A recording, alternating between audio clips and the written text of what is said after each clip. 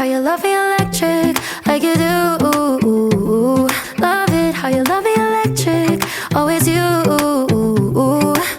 it, how you love me electric, electric. I love it, how you love me a lot, love me a lot, love me electric.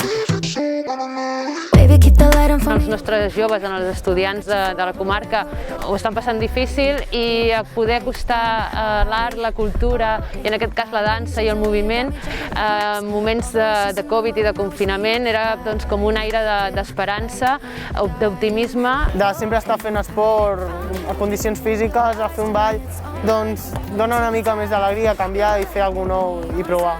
Hem après moltes coses i hem canviat una mica el tema dels estudis i és una experiència. Com a grup classe penso que també ens ha ajudat a juntar-nos i unir-nos més.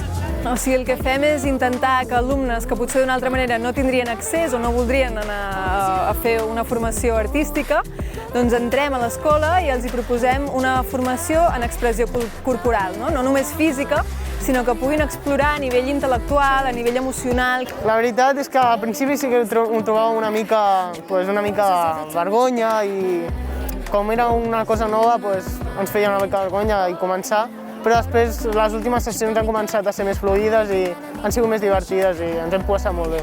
Al principi hi havia com situacions de tensió perquè hi havia parts on tu mires mirar els ulls i això incomoda, no? La gent no està acostumada a mirar els ulls. Doncs a mesura que hem anat passant sessions, els alumnes han après a confiar, a mirar els ulls, i això emocionalment també fa créixer a nivell personal. Últimament s'ho fent molt. Últimament em falta cabell. Que els joves puguin experimentar i trencar aquests esquemes que tenien segurament mentals de la dansa ha suposat un canvi per tots ells, tant a nivell personal com a nivell de grup.